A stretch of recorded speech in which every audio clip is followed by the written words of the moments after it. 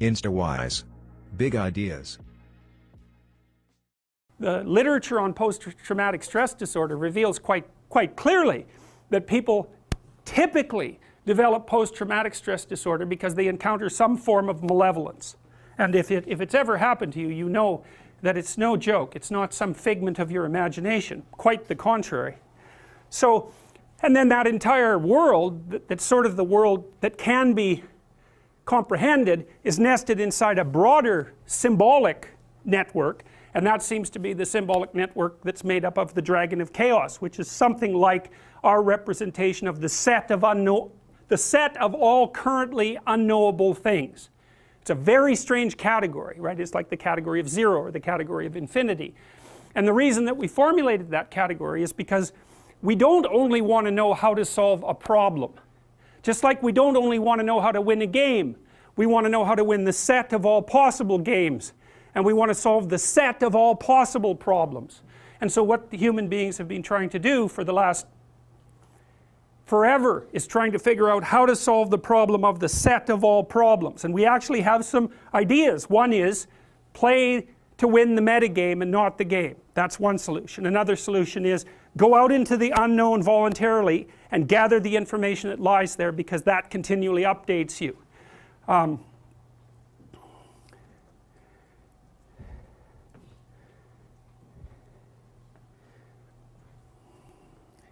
The other one is to make sacrifices, and that was discovered in an articulate form not very long ago. And the idea of sacrifice is something like, well, you don't just have to solve the problem of how do you survive in the present, which is roughly the problem that animals are always trying to solve. You have to solve the problem of how you survive in the present, given that you also have to survive next week, next month, next year, and among other people. And the answer to that, in part, is the answer of sacrifice, which is to give up something that you desperately want now, that would even be useful right now, so that you accrue more benefit across a broader span of time.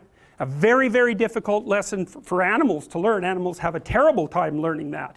But even human beings have a terrible time doing it, because there's some real intelligence in getting while the getting is good. But it's a suboptimal strategy if you can stabilize the environment and spread out your adaptive capability over wider spans of time. Well, so much the better. You get what you need now, and you get what you need later, and you get what you want, and so does your family and other people. It's a much better solution, but that requires precisely sacrifice, because it requires sacrificing the present for the future. And that idea of sacrifice emerged, like all of our ideas, first in action, in acting these things out, and then conceptualizing them with our bodies, like in drama, just the way that Piaget described children first assimilating the structure of their parents' actions by imitating them, rather than by breaking them down into systems of rules, understanding the rules and incorporating the rules. That isn't how we work. We act and figure things out in action, then we imitate our own actions. And to imitate your own actions is to act yourself out, or to act other people out. You can do that without having explicit articulated knowledge, and it's so crucial to understand that, because it explains a great mystery, which is, how can we tell stories that have meanings that are deeper than we know?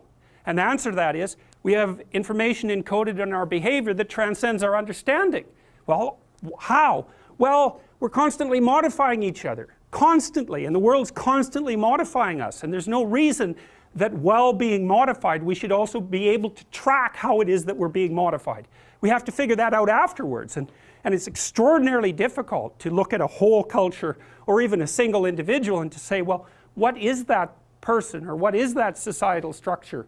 It supersedes our conscious capacity for representation, so we're always playing catch-up.